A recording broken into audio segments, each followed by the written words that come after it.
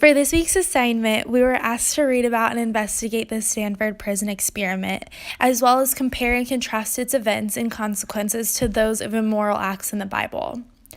The Stanford Prison Experiment was run by Philip Zimbardo, in which he, along with other researchers, collected college students from Stanford to participate in the study. They designed a realistic prison in the basement of a building and split the students into two groups, the prisoners and the guards. The goal of this experiment was to see how a person can take on a role and how that role may manipulate the actions of and moral values of said person. This experiment showed results that were somewhat predicted but also very unsettling. Ultimately, the researchers did not have to do much to manipulate the situation in order for the students to be overcome by the characters that they were playing. The guards became harsh, aggressive, and verbally abusive, and the prisoners became rebels and took on feelings of anxiety, shame, and stress. In the documentary of the Stanford Prison Experiment, the narrator drew parallels between that and the Milgram's experiment. Milgram wanted to research what extent a person would go to against their moral values in harming another person if they were told to do so by authority. They ran this experiment with the events of World War II in mind, in which the Nazis followed Hitler. They committed atrocities and things against their moral values, but they were told to do so by Hitler, and so they did it. So Milgram wanted to see if, to a lesser extent, people would do the same thing in his experiment. What they found in this experiment was similar to that of the Stanford Prison Experiment. The participants ended up taking over the role, and over 70% of the people in Milgram's experiment went to the full extreme of shocking the learner, the participant, in this experiment. So similar to that of Stanford's prison experiment, these people who were generally good people with good moral values went against their own moral values because they were told to do so by authority. That being said, it is easy to draw some parallels between that experiment to immoral acts in the Bible. For example, the first act in the Bible that was immoral was the fall of Satan.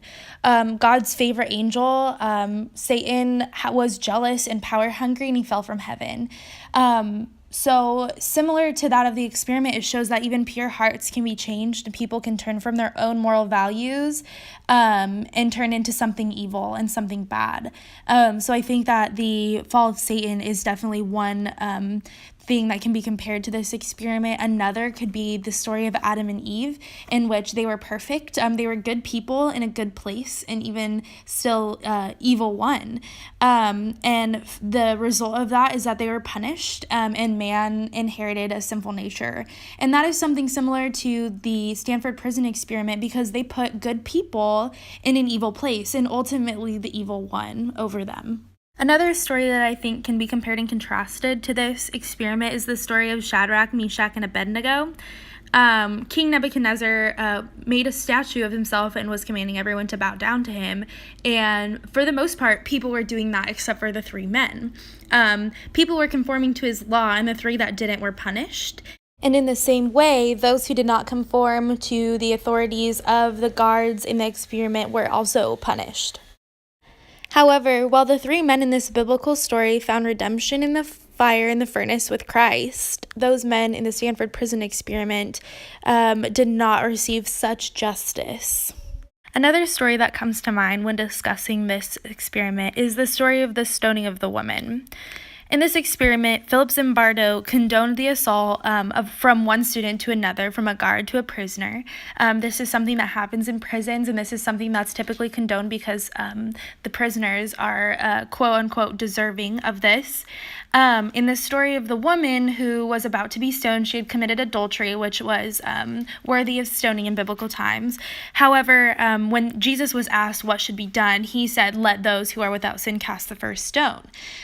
So in the same way, these things that are clearly wrong were condoned for so long, but in one story there was redemption for the woman from Jesus, and in one there was not. The man who was in charge and was supposed to be a third party and unbiased allowed these cruel acts to happen.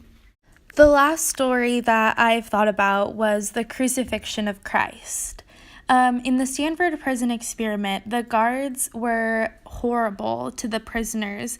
They yelled at them, they screamed profanities at them, they put bags over their heads, they beat them, they did things to them that no person should have to endure. And in the same way, when Christ was being crucified, he was mocked and he was beaten and disrespected. Both of these stories resulted in the persecutors feeling very guilty.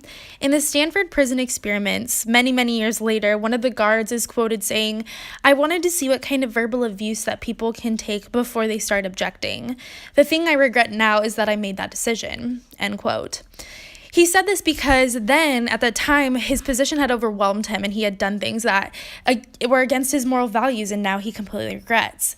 In the same way, in the crucifixion of Christ, people were conforming to the law and people were conforming to the masses and the majorities, and they were scorning Christ and beating him and killing him, and ultimately ended up feeling bad for it and realizing that they had done something wrong. I think that the documentary and the biblical illustrations that I addressed both demonstrate that human behavior is versatile and it is easily manipulated. While a person may have set moral values, external forces such as authority, the majority, or groupthink could have a significant influence, and their behavior will end up reflecting the values of the influencers and not those of the person themselves. Human behavior is frail, and while their heart may have pure intentions, the influences on their mind can cause behavior that is far from that of their moral values. Ultimately, our faith should not only be able to guide our morality, but it should be the basis for it. In the scriptures, God is clear about right and wrong, and by nature we know the difference. As believers, we should take the scriptures and our knowledge about the nature of man and the expectations of God, and we should use it to guide our behavior and our actions. Morally, as Christians, we feel the need to be obedient, to respect, to love, and to value other humans. I think that if the principal investigator had operated on faith-based principles for the Stanford Prison Experiment, the outcome would have been very different. The abuses of the guards would not have been tolerated, which would have prevented the prisoners from trauma and fear.